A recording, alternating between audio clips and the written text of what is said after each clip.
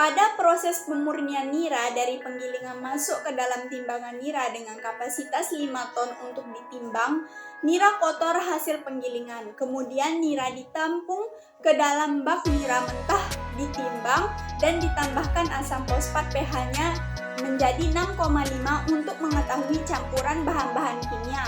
Saat proses selanjutnya, setelah itu nira dipanaskan pada pemanas 1 pada suhu 75 derajat Celcius untuk membunuh bakteri-bakteri yang ada di dalam nira, mempercepat terjadinya reaksi pada nira, dan pada suhu ini tidak terjadi kerusakan sukrosa.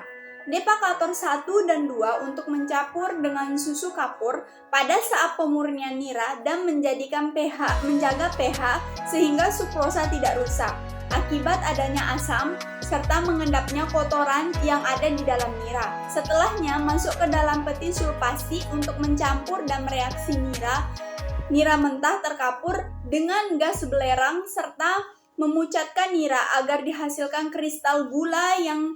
Yang berikutnya adalah proses pemanasan kedua. Ini berfungsi untuk mencampurkan reaksi sulfasi yang merubah zat-zat organik yang ada di dalam nira menjadi gas dan membunuh mikroorganisme yang masih tertinggal di dalam nira. Evaporator merupakan suatu alat yang digunakan untuk proses evaporasi. Pada industri gula, manfaat dari alat ini yaitu untuk mengentalkan nira sebelum diolah lebih lanjut untuk menurunkan aktivitas air. Evaporator memiliki dua prinsip, yaitu untuk menukar panas dan untuk memisahkan uap air yang terlarut dalam cairan.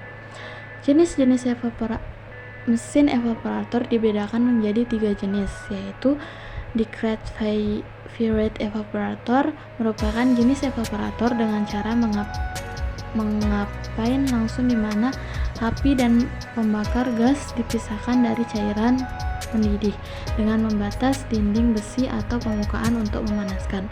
Yang kedua, Submerged Combustion Evaporator, yaitu evaporator yang dipanaskan oleh api yang menyala di bawah permukaan cairan, di mana gas yang panas bergelembung melewati cairan.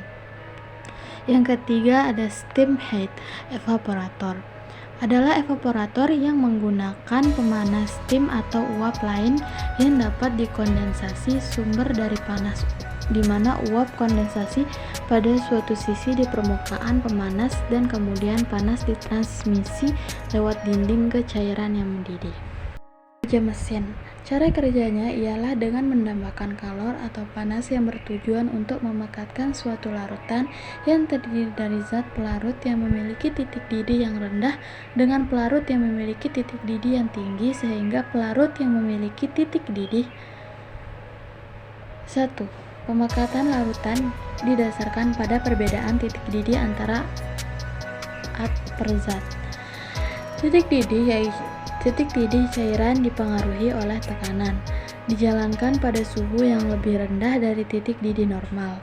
Titik didih cairan yang mengandung zat untuk tidak menguap dan akan tergantung tekanan dan kadar zat tersebut. Beda titik didih larutan dengan titik didih cairan murni disebut kenaikan titik didih atau boiling rate.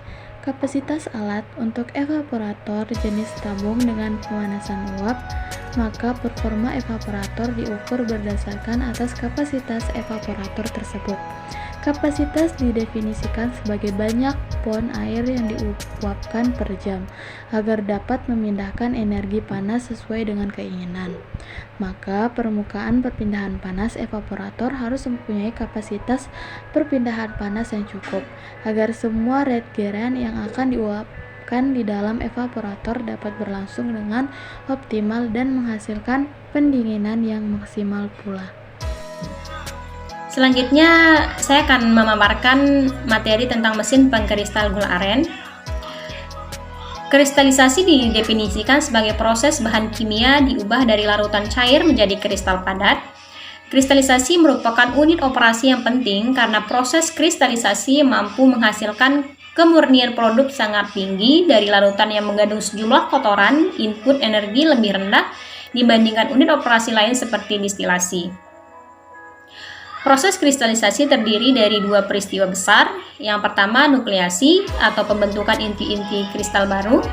Yang kedua, ada pertumbuhan kristal atau bertambah besarnya ukuran kristal pada kondisi supersaturasi yang tidak terlalu tinggi, lebih cenderung terjadi pembesaran kristal daripada terjadi nukleasi. Selanjutnya ada jenis-jenis kristalizer pada industri. Yang pertama ada evaporative crystallizer, yang kedua ada cooling crystallizer, dan yang ketiga ada vacuum crystallizer. Selanjutnya di sini ada mesin open.